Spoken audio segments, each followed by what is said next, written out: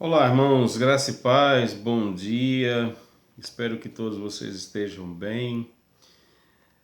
Eu quero ler um texto bíblico no livro do profeta Abacuque, capítulo 1, e verso de 1 a 4. Diz assim: Sentença revelada ao profeta Abacuque. Até quando, Senhor, clamarei eu e tu não me escutarás? Gritar-te-ei violência e não salvarás.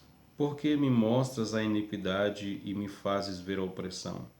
Pois a destruição e a violência estão diante de mim. Há contendas e o litígio se suscita. Por esta causa a lei se afrouxa e a justiça nunca se manifesta. Porque o perverso cerca o justo, a justiça é torcida. Vamos orar? Senhor bendito e santo, nós queremos louvar o teu nome porque tu és Senhor, Rei soberano. Nós louvamos o Senhor pela tua palavra que é digna de aceitação, ela nos corrige, nos orienta, nos direciona a viver segundo a tua vontade. Que o Senhor nos ajude a compreender, ó Deus, em nome de Jesus Cristo, nosso Senhor. Amém. Quando nós lemos o livro do profeta Abacuque, nós podemos ter uma experiência incrível. É um livro magnífico. Nesse livro nós podemos descobrir princípios de como entender a providência divina, de como entender como esse Deus age, entender a soberania divina em relação a indivíduos, em relação a nações, em relação à própria história do universo. Mas também é possível, ao ler esse livro, extrair princípios de como compreender a vontade de Deus e de como aceitar que a vontade de Deus seja exercida segundo a sua soberania.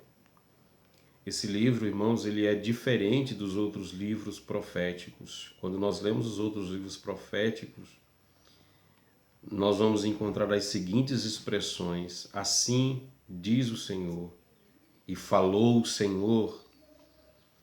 Essas expressões nos dizem que esses profetas tinham as visões, revelações, às vezes sonhos, e eles repassavam essas revelações ao povo de Deus. Mas o livro do profeta Abacuque é diferente, porque ele não nasce de um sonho, nem de uma revelação, de uma visão, mas ele nasce a partir de um diálogo, de uma oração. É um profeta abrindo o seu coração angustiado. É um profeta falando com Deus, expondo para Deus a sua crise, o seu problema. Como nós podemos contemplar, no texto que nós lemos está a primeira oração do profeta. E nessa oração ele descreve o que está acontecendo no momento ali da história. Ele fala de iniquidade no verso 3, opressão, destruição, violência, contendas, o litígio, a lei frouxa, a justiça que não se manifesta, o perverso que cerca o justo e a justiça sendo torcida. Então essa é a realidade do presente momento na vida da nação e na vida do profeta. Ele está vendo isso, ele está contemplando isso. Porém, ele ora a Deus, como ele diz no verso 2, até quando, Senhor, clamarei eu e tu não me escutarás? Gritar-te-ei violência e não salvarás. Além de toda uma situação existente, desses problemas que ele descreve no verso 3 e 4, há um problema ainda pior, que é o fato do profeta orar a Deus e não obter a resposta desejada, de não obter a resposta tão sonhada. Às vezes nós oramos e queremos que Deus venha de imediato e haja e resolva toda aquela situação em que nós estamos colocando diante dele. E ansiamos por isso, esperamos por isso, desejamos isso. Até parece que o profeta Abacuque está vivendo o nosso tempo, né? ele é muito atual em relação a tudo que nós estamos vivendo. Porque se você ler o texto, é exatamente isso que também nós vivemos no presente momento. Violência, né? Destruição, iniquidade, opressão, corrupção, o mais fraco sendo oprimido pelo mais forte, contendas, divisões. Aí acrescente a isso aí a pandemia, né? a crise de saúde vivida no mundo, no nosso país, nas nossas regiões. Então acrescente a tudo isso aí, mais esse fator que tem contribuído muito para o desespero, para a agonia e para o clamor de muitos cristãos. Essa é a realidade. Só que às vezes nós oramos diante de tudo isso e aí parece que a gente não vê as coisas mudar. Nós às vezes oramos e parece que Deus está inerte ou que Deus está indiferente. Parece que essa é a crise do profeta aqui. Clamar e ver um Deus indiferente em relação às necessidades do profeta. Muitas pessoas chegam até a blasfemar de Deus por conta disso.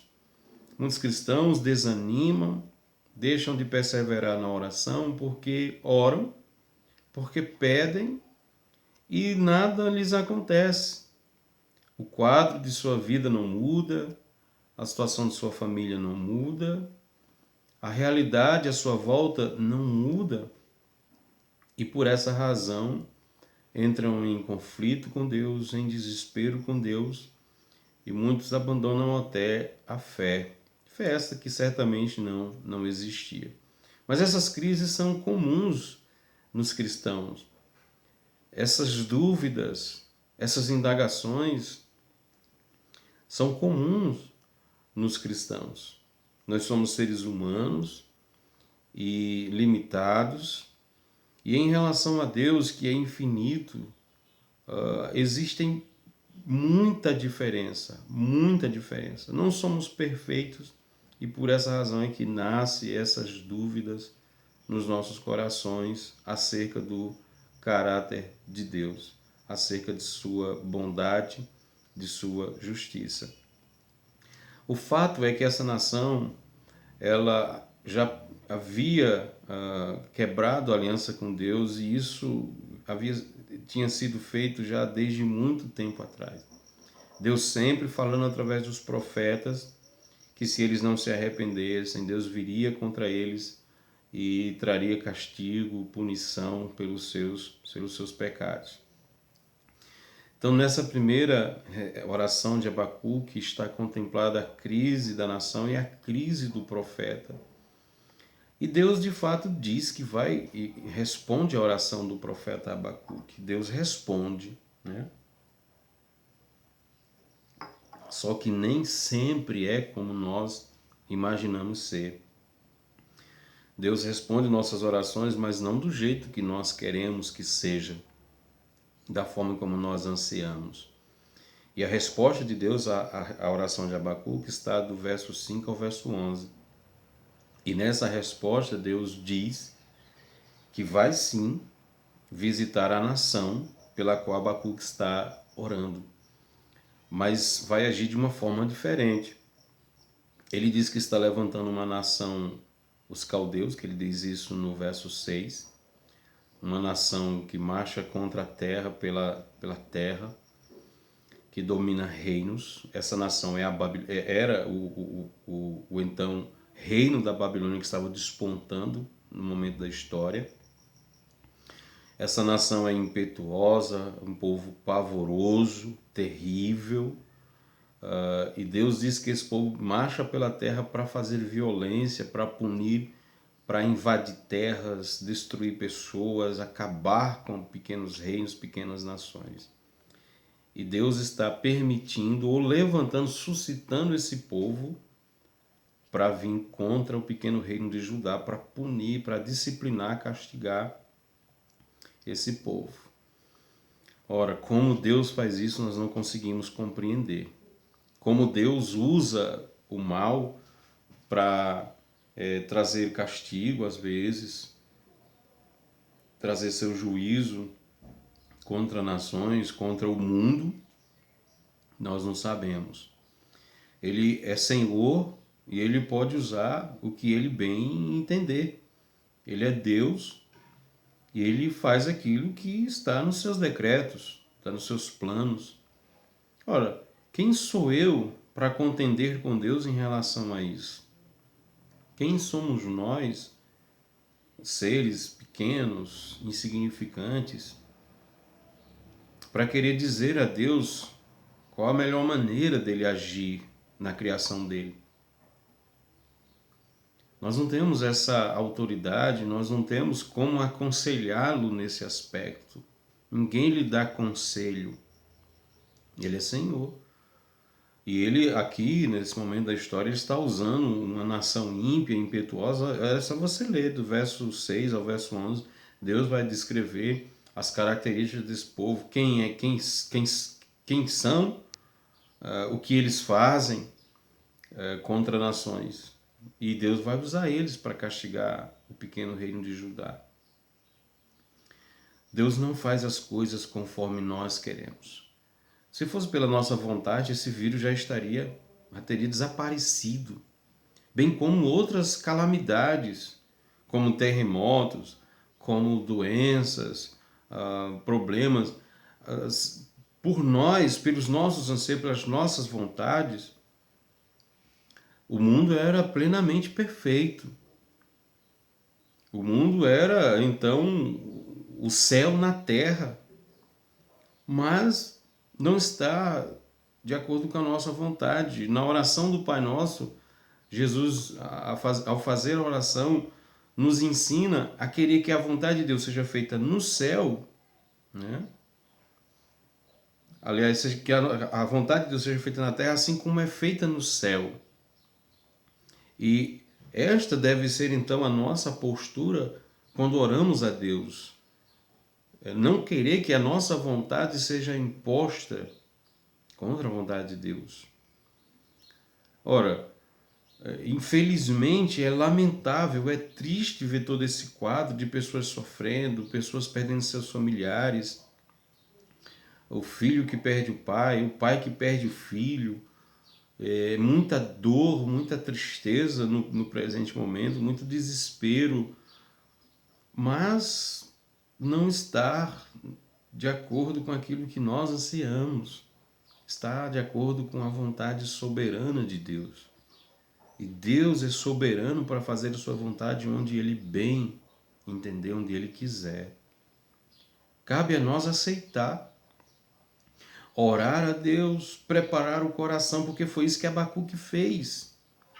Olha, depois disso aqui, Abacuque então ora uma segunda vez, do verso 12 ao verso 1 do capítulo 2.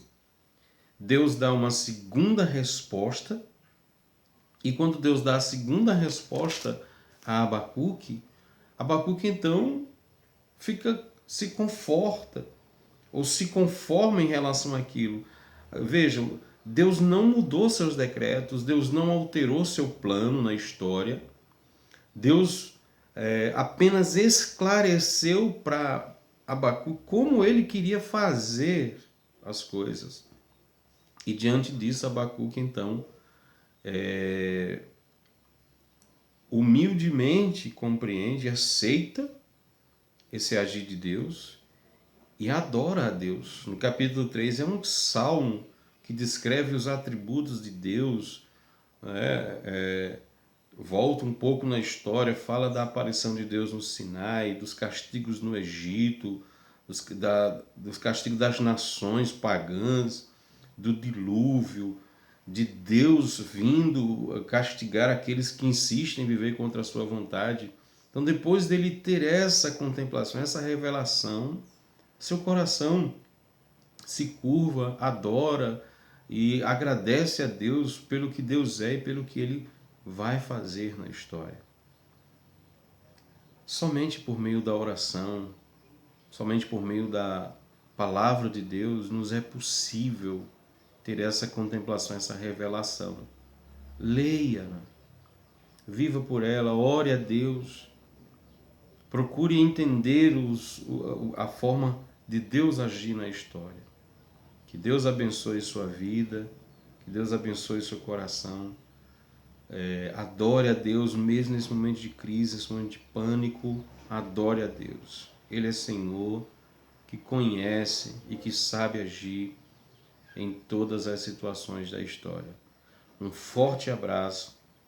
Tenham todos um bom domingo, em nome de Jesus. Amém.